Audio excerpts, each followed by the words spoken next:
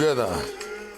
Vujana Maponga, J.G. Garambo, Garamashamba, Huda, welcome one, welcome all one more time here on your favorite show, Galaxy Investor Network. Maponga J is your presenter. Tonight will be a beautiful, beautiful and fantastic evening with Babu Shabalala, all the way coming to us from KwaZulu-Natal. Mhlabuhlangane, the professor himself is in the house. He is the founder of Mhlabuhlangane School of Herbal, South Africa, indigenous healing, the education institution, the foundations that he has started, initiates students, dissertations, the whole concept of formalizing indigenous knowledge systems into mainstream academic proliferation. Maybe before we even go that far, let's start off with you, sir. Greet the people out there and tell them. Good evening. I'm Professor Sithembiso Shabalala from Ladysmith. I was born and battered in Ladysmith. Mnambit, yes, A150.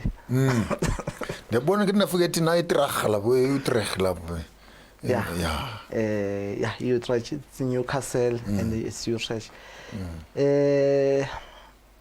Sibuya kude kakhulu nomsebenzi wabelaphi. From 1996, Mhlabuhlangane was an association, as many associations in the country. Up until in 2007, where we integrated all associations in South Africa, and THP was formed, and the bill was drafted, signed by President Mbeki in 2007, called by THP Act, Section 22. 2007 THP's Act yaqala-ke ukusebenza, so but thina zange siwudissolve association, but sicomplyile ne-council nama-regulations, but saqhubeka noku-operate as association up until 2010 la sidiscover khona ukuthi association doesn't work for traditional healers anymore, because we discover ukuthi abantu abaningi abaphethe ama-associations they enrich themselves associations, so I want to know then I says, but in the end ukuthi ngibona ukuthi ayisizi ngaba ne-incident where ngangilapha uthisha omkhulu wenye esinye seyikolo ngimlaphile wahlala 2 months engayi esikoleni, so mayibuyele esikoleni yathi district ifuna incwadi from the healer ukuthi umlaphile, and then ngavela ngayibhala ngephepha, ngabhala ephepheni ngesandla ngabanikeza, bathe uyagula la sifunde lento thi sifuna something formal. Uformal ngaphela uyelo wathi hayi sifuna into formal, so ngaqala manje ngabona ukuthi kusho ukuthi manithi nifuna into formal, nifuna ini kahle kahle, bathi sifuna into echaza wena ukuthi ubani, umuntu okwenza ukuthi ube lento oyiyona ubani. Kwafanele manje ngibona ukuthi okay, as association kumele unginikeze i-recognition, unginikeze i-practice number, but sizoyithatha. Practice number. We don't have practice numbers. Indigenous people. Yes. You just practice. Now you must be numbered. Yes. Sabuyela phansi ku drawing board sa consulta ke abantu abaningi sa consulta bas advisor sawathola ama practice number, because ama practice numbers wethu if ever employer mayifuna noma umelaphi mayisubmit i-medical certificate ku employer, fanele employer a verify kumhlabuhlangane ukuthi lo muntu u-registered nani, and then say should know registered i-practice number yakhe it, and then we started from there saba nama practice numbers, but bekungekho lula because ubuthi usebenzile into ebenza kungabi lula. Most ama traditional healers abene tendency ukuthi ukulapha okwabo bakuphiwa amadlozi abo, they don't need any academic, abafundi ezaba associate nokufunda. Kwafike trend ukuthi fanele abelaphi bafunde ngo-HIV and AIDS, fanele bafunde ngo-cancer, fanele bafunde ngo-diabetic. Now no COVID nayo ufikile. Before COVID bekuvele ukushisa, so saqala manje sanama workshop ukuthi kahle kahle if umelaphi fanele ube njani, sabafundisa indigenous knowledge, yini umuthi, usebenzisa kanjani umuthi, upackage kanjani umuthi, because iqala bothi makufika umuntu enyangeni ezobhula yaqede makuthiwa ufuneka nika umuthi kuthathwe i-newspaper kuthela umuthi kugoqa kuthiwe mi hamba oqhuma, singazi ukuthi i-newspaper le iyawubulala umuthi because ino-ink angithi so mayise esequma uthi equma kukhandeke enye into ngapha sabonke man saqala sanabantu manje aba-researcher basitshela ukuthi iphepha leli esigoqa ngalo umuthi linayiphi effect kumuntu basitshela ukuthi no leli phepha leli ningagoqi ngalo umuthi rather buy a plastic engena yes saqala manje sabafundisa ukuthi ningawufaka umuthi kule maphepha ayagulisa sadlula sezemabhodleleni ukuthi ibhodlela belifake enye into masuligeza usofaka okunye kusengenzeka lenze omunye umonakalo because alikhandelwanga lokho sahamba siloku sifunda kancane lazokunye sometimes usasalele ngaphakathi awukwazi ukulicleaner ngendlela yakhona ngamashi libe nje into elula mawupheka imbiza ifaka ibhodlela lokho so awazi noma ugolokho uphelile yini noma ichemical yala isakhona nevumba lakhona yibona so ama-challenge besinawo lapha but ngesikhathi sibafundisa besiya nathi sikhula but into so basically what I'm hearing you're looking at Ubaba Shabalala starting to gather indigenous healers together and firstly register them as a body of some sort. Second procedure was to approach the Department of Health and other organizations, government legislation, so that you can be able to get the practice numbers, so that you register your people. I'm pushing the question somewhere because now before you can give someone a certificate and before you can give them a number, maybe that now speaks to your institution as to how do you give someone a number before and what goes in before someone can actually have a practice number. Ilapho la kungena khona i-issue ama-training because masizokunikeza i-practice number fanele qala sikubheke wena ukuthi ugood yini at what you are doing.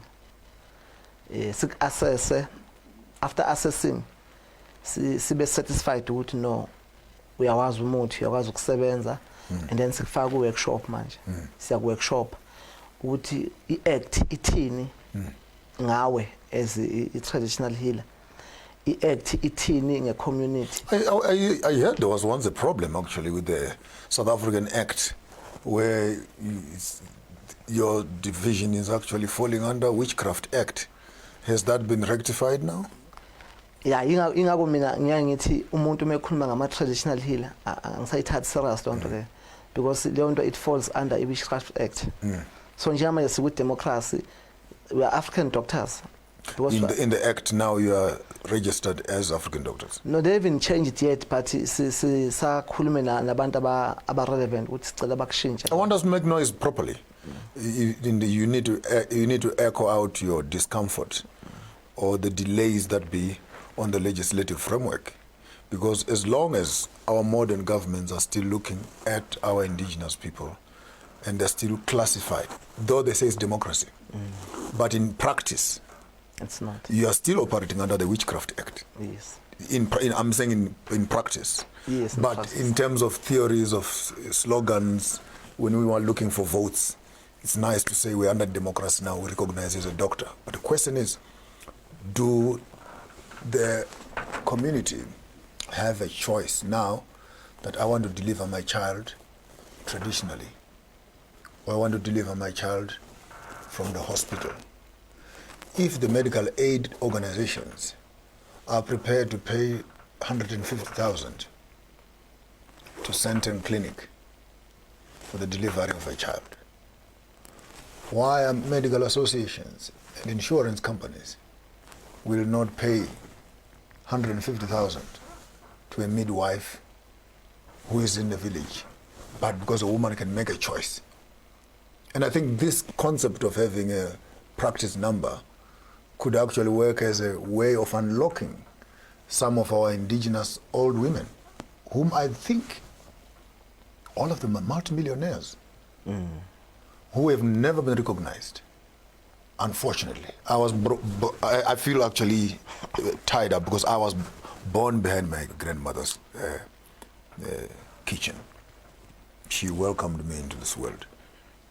What they did, all the sanitization issue, but I'm alive, kicking well.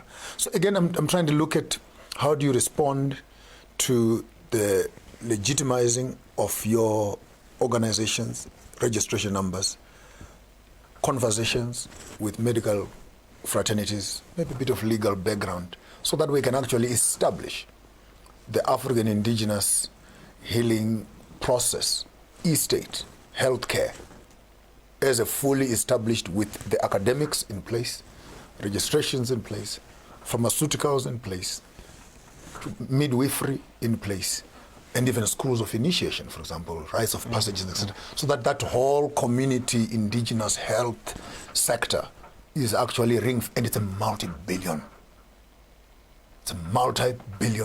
industry, untapped potential. We're just sharing ideas. It's no longer a question. Yeah, I understand that. That's why Tina sithe, because the act it's categorized kao 4. THP is categorized kao 4. Sine bed attendance. Better yes. Laba kungewe stand ama midwife. Sibe nama circumciser. Laba ama ingcibi. Sibe nama diviner izangoma. Sibe nama herbalist. Amakela. Yes, amakela. So what we have done is siba-registered bonke. So you say you classified on four groups. Let's just go slowly. Group number 1 are midwives. Midwife, yes. So birth attendants. Yes. Number 2, circumciser. people are doing rites of passages. Yes. Circumcisions. Number 3, diviners. Sangoma. These are sangomas. Yes. All right. And then the herbalist. These are the herbalists. Yes. Bokehla. That's a pharmacist. Yes. Okay. I'm a pharmacist. So thina Mhlabuhlangane sina wonke lama category. Siyaba register ngokuhlukana kwakhona. Manje mina ngizongena phikile mina. Hayi ngizokutshela khona manje. Into efike ibe eyenza ukuthi uhulumeni angasithathi serious. I-mistake ikuthina kakhulu. Thina belapha. Because uma kuthiwa kuyaregister abanye bayabaleka. So bese uyibuza ukuthi umuntu mangabe efuna ngempela mawuzosebenza nohulumeni kufanele ube registered. Uhulumeni ufuna kwazi ukutrace mase kune mistake. Akuthole. And if uzo refer umuntu from hospital eze kuwena fanele kube khona leyo link and fanele kwazi ukuthi you are registered. Mase kunenkinga fanele kuthintwe bani to report if you have and in some cases also I like what you're saying because patients can go either way. Kwenzeka ukuthi from the hospital people end up saying hey let him go home, and when he's home then the family finally says hey but let's call someone on the. That's where you come in. Yeah. Now there must be a way of you being able to read and understand what they were doing to the person, maybe the medication that they were giving the person, maybe some of the therapies that they were doing to the person, to some level of education for our indigenous people to say the patient who is in your hands, here's the condition. Vis-a-vis, when a patient is leaving your place to the hospital, for example, will it be possible also that traceably you can say so that is that for me that communication, if it can if the training can be around filtering that information on both sides, would have a relationship that is workable. Yeah, actually uyangibhula kahle kahle. Sinayo i-document. How? So ngiyabona ngiyangena ngamathanga. So sinayo i-document esikoleni esibafundisa ngayo ukuthi if ever kufika umuntu sine patient card ubhala inamba yakhe ubhala ama details akhe ubhala ukuthi bephethwe yini umlapha inani. If kuukuthi fanele umrefer esibhedlela sine referral book yama members ethu ayisayinayo ukuthi ngicane ngicheckele iBP, ngicane ngicheckele diabetic ubhale kokufuna bakucheckele kona, and then ama form ahamba abe u2 leli zofike lisale eclinic wesibhedlela baligcwalisa balisayina lelinye abazocatha balisayina lelinye libuya lize kumelaphi lelinye lisale esibhedlela so lethi makuthi lo muntu usiyabuya la uzosho ukuthi hayibangicheckile ukuthi bathola ukuthi nokuthi and then umelaphi usiyaqala iprocess yakhe but usezobheka ukuthi iprocess yakhe naliyanga la ayizuklasha yini because thina no doctors sine purpose eyodwa ukuthi sifuna ukulapha umuntu sonke aphile.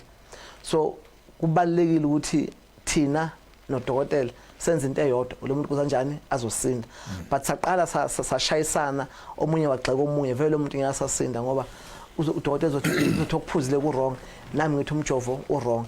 So kusho thina manje ngamanje igap esesizamile ukuyivala thina kaMhlabuhlangane lokuthi abantu bonke abafundile lesikolo sethu siyakwazi ukuba verify, siyakwazi ukuthi umuntu mangabe ku medical aid ene client ene medical aid uyakwazi ukufonela i medical aid before consult asho ukuthi la ngino client osibanibani i medical aid number yakhe ithi unamalini ku medical aid for African medicine.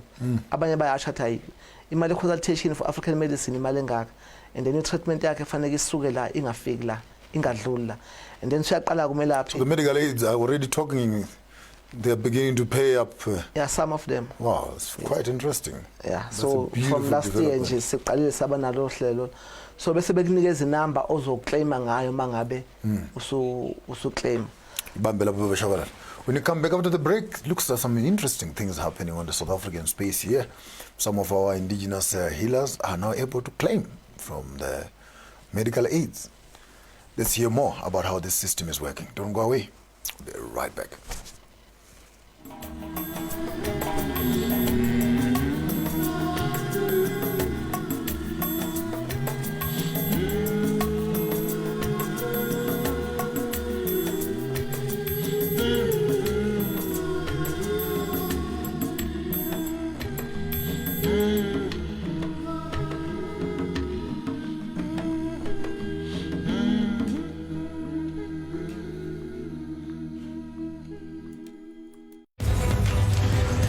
Make massive moves. Isn't that your daughter's bib? But the truth is, I feel like Arabella's always with me. Don't you ever forget this man's face. He killed your brother. Don't shoot! Please don't shoot! Don't shoot! Make massive moves with Starside. Make massive moves. So from the theater stage to the kitchen. I'm anxiously awaiting to see Sanaya.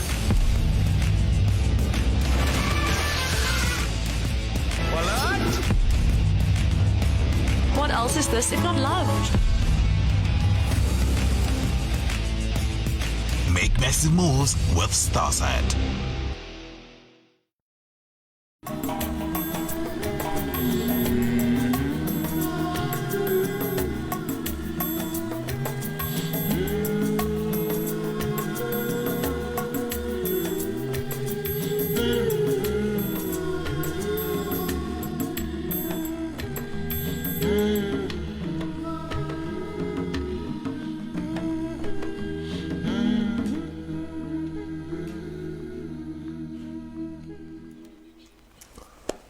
Welcome back to our wonderful and second segment here. Sitting with us in studio, Babu Shabalala, the founder of the Mhlabuhlangane indigenous herbalist in KwaZulu-Natal in South Africa, and the inroads that they are doing as indigenous healers to find each other with the business community, negotiating the sharp bends of political misunderstanding and religious confusion. How we've been able to navigate around all this? I see you championing quite an interesting path. I'm hearing politicians, I'm hearing church religious leaders, I'm hearing insurance companies on there, I'm hearing medical aids, I'm hearing, and all this world that is buzzing, and you know what you want to do. I've been a dean faculty of the School of Theology for a long time. I'm a theologian. Oh. So igona kungitrain kakhulu ngabona ukuthi okay umnyanga mangithatha You are a theologian? Yes. Don't brush it aside. No, I'm telling now, you. How do you take... No, this is complex, yeah? Now, I'm a theologian also. Okay. Here I am now, quote unquote, seen as advocating for African culture. And here you are, a fellow theologian. So that's the main thing I'm training ukuthi ngikwazi ukubona ukuthi if theology iyakwazi ukuthi yakhe umfundisi, because I'm a lecturer at the School of Theology, I'm a lecturer. So if ngikwazi ukwakha umfundisi from phansi as abe umfundisi, aze athole i-masters kwi-theology, athole i-masters kwi-ministry, athole i-BD, azabe ne-BD. So that means yini engangihlula ukuyenza ngala ku-African medicine. That's the thing yangenza ukuthi ngibe ne-idea. Because ngazile ukuthi uma umfundisi ungena i-BD awuyena umfundisi. So ukuze eSouth Africa bakurecognize as a reverend, you must have a BD. At least. Uma une-BD and then we are recognized. So ngabothi ngala if manga formalize izinto and then ngaqala ngaformalize ngaformulate izinto ngenze curriculum ngenza all constructivism, all those things. How long does this course take? Maybe without pushing you faster than you can share with us. How long does this course take? It course doesn't take too long, but esikubheka kakhulu sibuka into ethi sifuna umuntu othwasile kuqala. So umuntu othwasile akasiniki inxaki kakhulu because masizothi inguduza asimtshela uthi yini inguduza, but simtshela uthi inguduza fanele uyigade la uyigade la. So okay guys, let's go slowly here. The Ubaba Shabalala is saying the basic requirement for joining the school, you should have at least gone through the initial initiation. Yes. Then from there, then they will take you through their institution, which then formalizes that initial initiation into a qualification, which now comes up with a graduation and a number, which you can start to operate. Am I following correctly? Yeah, it's correct. Because asikwazi ukutrain umuntu ongathwasanga, because thina ngithi asithwasisi. Yes. Nami ngiyathwasisa ekhaya entombeni yami, but esikoleni angithwasisi. Esikoleni ngifuna umuntu othwasisa. Theologian uyathwasisa nawe futhi. Yes. Hey madoda kithi kwangazathi lo mhlaba uba complicated nyane. Umfundisi. Yes. Bathwasela lapha kuwe mfundisi. Bathwasela lapha ekhaya. Ngiyagida nje nami nje ngingena impela nje. Okay. That's a new one.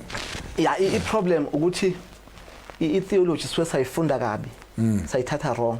So ingakho mina umuntu oyi-theologian may criticize izinto zamasiko ngimbona ukuthi shuthi i-theology ayifundanga.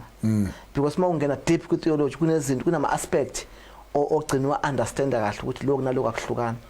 I understand. So asiphumeke kule kade asibuye la kule yethu. But it's exciting. I'm listening. So African medicine bese ke mase usethi uyathwasa bese uya enroll la kuthina. Bese siyaqala mase siyaqeqesha. Sikwakhe because sakha into ethi mawusuphuma la esikoleni mangabe kuukuthi abantu ama clients akho bungawahloniphi masuphuma la esikoleni uyaqala manje ube responsible wazi ukuthi ngidila nomuntu. Because sine marketing, sine customer service or customer care, sibe ne business management, sibe ne indigenous knowledge, sibe African medicine, inventing herbs, sibe training herbalist, sibe ne category pharmacy, packaging. Because umuntu wenza i-pharmacy imele inodini faculty wayo yodwa ukuthi wena awulaphi.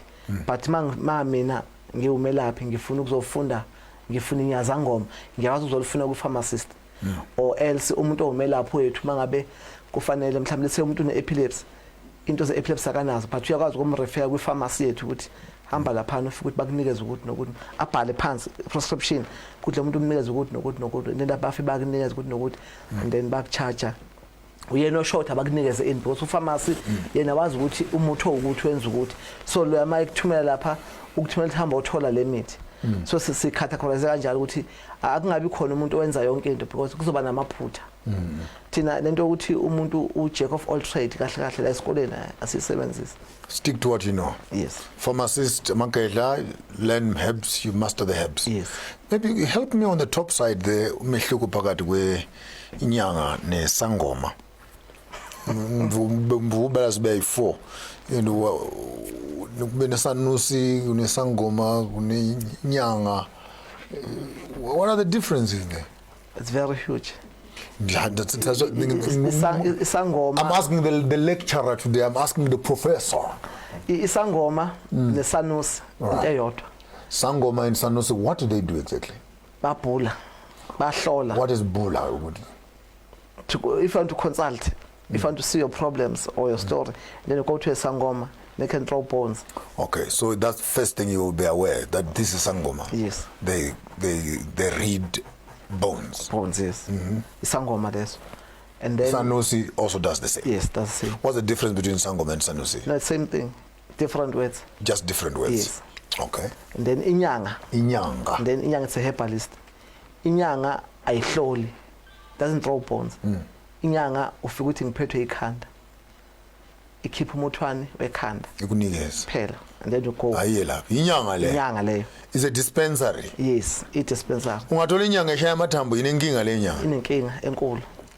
Ngibulawa yisisu. Ngicela umuthi wesisu. Wesisu, yes. Awunikeze. Umuthi wesisu. So inyanga ayihlolani na next. No.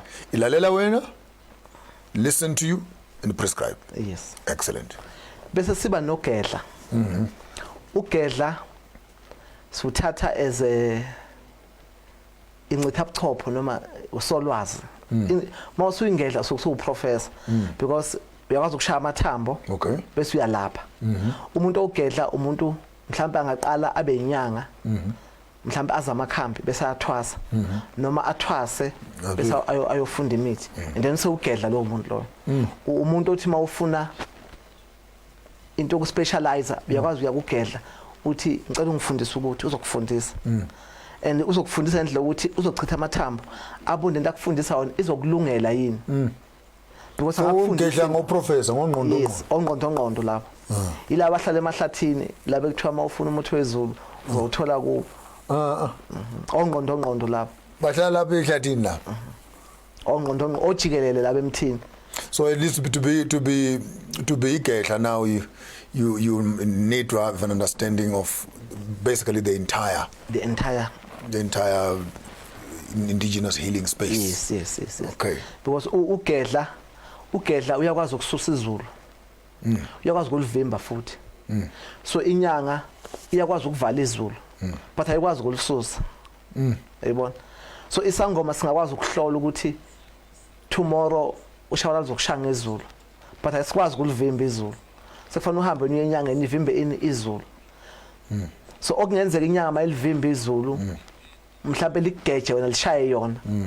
But ugedla uzokwazi ukubona ukuthi umuthi wezulu mangokhipha ukuze sibani malingamshaya izulu angilisuse nami ngapha ukuze malifika leli lihlangane naleli bese libuyele emuva. So ungqondo nje ugedla. So we are dealing with cosmology here now. There are people who are controlling the way the clouds are moving in the skies here while we are busy snoring, busy doing what's up. Other guys are cooking herbs and shipping clouds across the African skies. Beautiful stories that are happening in my motherland here, but these things are surely happening. The other day, someone was struck by lightning and he concocted, properly put a signal, GPRS, fat, that kind of thing. So this is a reality, but we're not here to downlook on our own indigenous knowledge systems. Yes, some of them have used it for evil, and yet there's greater good. My only bad vibe I have with the African or indigenous healers is our lack of response to colonial structures. You want to kill me because I bought a Range Rover. You'd rather get a muti because my child has graduated from school. And then people do concoctions of fighting each other. Why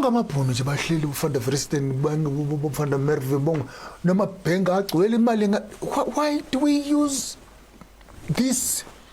I'm trying to move to the philosophy of African mindset and the frustration that I say, if we have such power of using lightning to strike each other, hell no, why can't you find Declerc's house and go and strike him there? What causes us to use this power and energy to destroy each other rather than converting all this energy and real face the enemy? Umona, it's jealous. Because ayikho into eyenza ukuthi mina what I've learned ukuthi mawufuna ukwazi umthakathi afanele ukuhambe kuye ufuna ube umngani wakhe. Because kukhona into abathakathi bane network kunezinto abakwazi ukuyithola thina singakwazi ukuyithola so kuze uyithole fanele kuye kubo so mina nginento ethi uzokwazi ukuvika into fanele ukwazi ukwakha into let's say umuntu uhlushwa isilwane fanele ukwazi umuntu wokusixosha but fanele ukwazi umuntu ukuthi masingasafuki ngoba kuyenza isilwane jasixosha singahamba ngithi so fanele ube nezinto ezizoba powerful so into enza ukuthi ke abelaphi bakwazi ukwenza izinto ezirong bangazi ukwenza izinto ezinhle ilento ukuthi abakufuna ukuhlangana nabanye angithi wena makwazi ukwakha into yenhlanhla omunye kwazi ukwakha enye into lezi zinto manje ihlanganisa zombili zingakwazi ukwakha into enkulu engasiphilisa kodwa manje ngoba ngizothi mina angifuni ukuvulela usibanibani ulwazi lami so lo lwazi enginalo ngicela lisebenzisa wrong ngoba ayisekho into engizoyenza ngalo so mangabe ukuthi ngikwazi ukwakha izinto ezithize mhlambe ngikwazi ukwakha umuthi we-stroke akekho umuntu ofika azowufuna fanele ngenze njani so ufune kube laphi sikhipha lo mindset ukuthi into enhle okwazi ukuyenza noma yini okwazi ukuyenza ishare nabanye ingiyako la esikoleni siba nama-seminar noma ama-seminar la sihlangana khona sikhulume ngezinto okay usibanibani umsebenzi awukho abantu abangeni yini esingamsiza ngayo usibanibani uyakwazi ukulapha ukuthi okay ukuze akwazi nawe ukusebenza mina ngoba ngikwazi ukwenza ukuthi what you are saying is very important and what makes it critical is if the community of healers could have a network of communications and then you know who is good at what problem. This one we have diabetes, this one epilepsy, this one high blood pressure, the other fertility issues and etc. And there's a level of knowledge amongst each other. We'll stop wasting time by sitting around with a patient who is not getting well simply because no more now refer each other to another doctor. You'd rather be experimenting. Yes. And we have such cases where a patient is held prison by a healer, whereas you can just reference and refer. You forget that, yes, you're losing money, but they're also referring a patient back to you. And we can begin to create that relationship of referrals. Then all of us can begin to specialize on the areas that we are good at. Yeah, abona njengoba ngisho ukuthi sine database esikoleni. La sikwazi khona ukutshela ukuthi usibanibani because even kuma enrollment aid nama intake siyambuza umuntu uspecialize ngani. Asitshele mhlawumbe izinto eziwu3 eziwu4 nomunye kanjalo. So njeka nami mina ngikwazi ukulapha umuntu ogulayo. Kore abantu abagulayo into engikwazi ukuzilapha eng100% ziwu3. And then okunye ngachitha inhlola ngibona ukuthi yini and then but ngingakwazi ukuthi ngithi okay lo uma ngikwazi hamba kusibanibani and lo muntu ngizomfonela mina ngithi lapho ngizothuma umuntu kanje umenzele ukuthi nokuthi hayi ngoba ngingakwazi ukusebenza but angifuni ukwenzela umuntu into engingayazi because ngesikhathi umuntu umenzele into wrong ingenzeki ngiyasakuthemba nangelindanga uthi lo wadlala ngami but mangabe umuntu umrefer kumuntu uthamba kusibanibani akwenze ukuthi kufike kwenze uzokuhlonipha njalo lo muntu lo ukuthi kahle usibanibani wangisiza ngani na wangisalapha ngafika ngasizakala kodwa mawuzohelda umuntu hostage ukuthi ke umbambe aze abe nenkinga eziwu30 awufuni ukumdedela ku wrong. Very true. Quite interesting and exciting news that we're hearing here from Babu. Your enrollment dates, your timetable, how many people do you have in your institution, when do you do your training sessions, how do you run the training sessions, do you have boarding, day schooling, take us through your institution, what is happening there? Asinawo ama classes amaningi but si identify indawo, let's say Midrand, and then so let's say about 30 people siqale sibafundise ukuthi what is a healer. What is a healer? Wena as a healer uya understand yini ngoba funeka wena uzazi ukuthi kulama category awu4 uwela kuphi because omunye umuze ethi hayi mina ngiyasebenza mina nginesithunywa ini manje le hayi mina ngiya profit yabo sithi no masikhuluma ngebithi an African lo akukho if I African healer is either isangoma uyi-herbalist noma uyi-bed attendance noma uyi-circumciser ilo so mase uthi uyaprofita hambe esontweni because usufaka enye into kwenye into so sifuna thina umuntu uqala ayi-understand yena aqala ukuthi uyini yena understand ukuthi mawuthi uyisangoma zazi ukuthi uyisangoma okunye sekungalanda kodwa wena nje qala identify yourself ukuthi who are you iclass ethu oqala ilelo ukuthi who are you uzazi wena classify them. And I think that must be a hell of a shock because people come around mina ngiyaphupha nami I dream I see things and I speak things before they happen and all of a sudden people get excited but the kind of information messages I get in my inbox angazi people think who the hell I am the interesting messages I get I'm also on a path I'm dreaming, I see visions, and I've asked someone, they say I must go kill a goat, I must do some initiation. Hey, stop asking people what you want to do with yourself. What do you want to do with yourself? And boom, you've just said it for me right now that go to church if you want to profit. Here we deal with izangoma, inyanga, amakehla. Yes. This was why childbirth and etc. Yes. So mawud like thina mawufuna uthi ya profit. To prophesize is something else. Ngoba enye into efike ishaya abantu ababelaphi. Lento prophesizing abayazi ukuthi isho ukuthini. To prophesize is to take message from God utshela abantu. That's prophesizing. In terms of theology, prophesize lo. Ukutshela umuntu inkinga zakho ukuthi izolo ulale edleni uphethwe akusibo manje yabona ke kahle methi umuntu uyaprofeta ngivele ngicasuke mina. Bese ngivele ngibone ukuthi kodwa ngathi lo akazi kahlala kazazi kwasayini ukuthi uthini. Iprofeti ukuthi wena udla amantongo manizolo ukuthi ngiyakuprofeta ke that's history. Prophecy must be futuristic. Tell us what is God saying about the beans I ate yesterday. Yes. So maybe many of the churches actually, this is quite an interesting factor for some of you who are watching us from home there. The fellow theologian has just released a stinger bomb into the air here.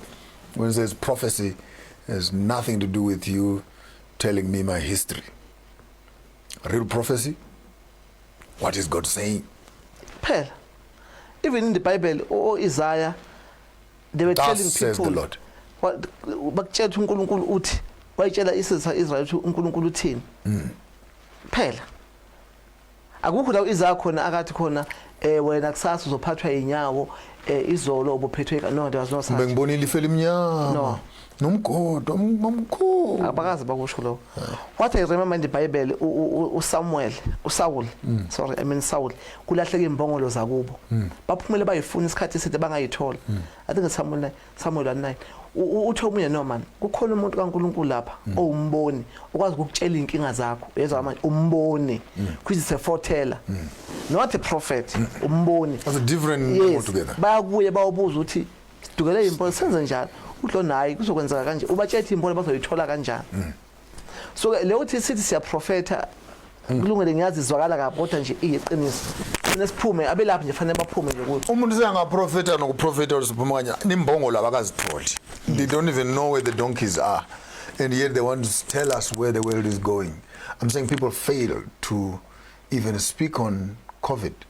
Yes. Solutions and problems that are here. And yet you run around churches and say, we prophesy. You prophesy. Hey, can you just shut up a little bit and listen to yourself? What are you prophesying about? The enemy is at the door. You're still telling us of a prophecy. Sicknesses are here. Funerals are tomorrow morning. The whole world is in flames. And you're still going to prophesy. And that's the diet that our community wants to hear. Prophesy, man of God. Go deep, man of God. This has become the entertainment of fools. I love this institution. I would want to come and enroll, but I'm still not decided which angle and which department am I going to start fitting into in this big institution here. The institution sinawo ama faculty. Ngiyeke le yathi ukuthi singangeni ku African medicine. Sine indigenous knowledge. Sine pharmacy. sinento ekuthiwa i-healing science, inventing herbs. Kwi-healing science sisuke sidila with herbalist. Bambe, right there. When you come back after the break, he's going to take us through the breakdown of the institution. We'll be sharing details with all of you around the world who want to enroll in this African indigenous healing institution called Mhlabuhlangane Herbal School. Roughly, if you are coming down here, you should have gone through your basic initiation from your own country. Then you come to South Africa, enroll with him, stay with him, learn, educate, get your practice number, learn systems. Let's begin to do a network of African indigenous health systems. Yes, and you guys, when you begin to make your billions, remember me also. We'll be back after the break.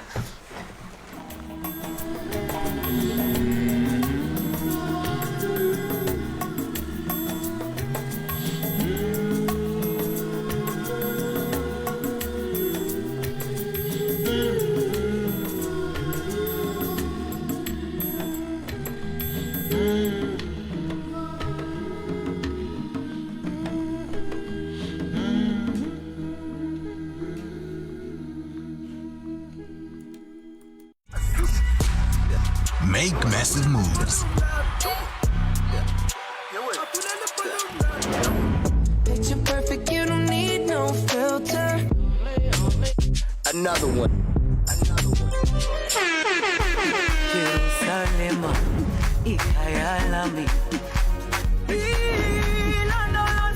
Make massive moves with Starsight.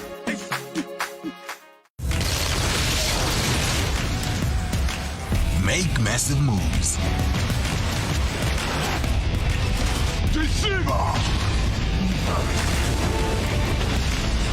There isn't any time to waste then. We can't save everyone in this war. One moment, that's all we got. You're locked in here with me. Make massive moves with Starsight.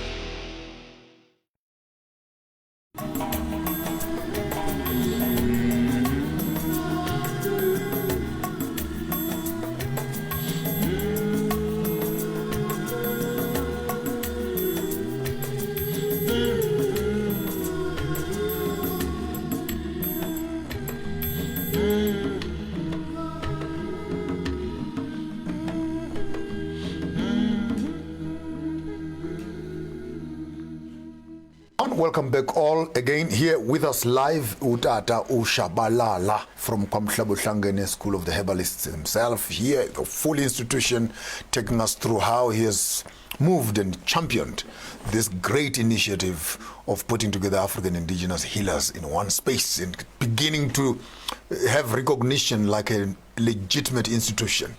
Boom, on your face, COVID-19. Your response? Yeah, COVID-19 is a problem. But what I can say is that we know COVID-19, it's here, it's really, it kills people. But our problem is that when COVID started, our government never involved us from the word go. Because during the COVID, everything was shut down while people come to us for assistance. But luckily, as a school, we got some permits to operate. But COVID-19 is a problem. So I think that in this thing of a vaccine, people can be vaccinated because we've got some researchers in our institutions. There are some people who are doing PhDs who are researching with this virus. And then they give us information. So we think that vaccination is right, but why they didn't give us a chance to do it in our African way? Because we've got herbs that can fight this. But they need to be dispensed properly.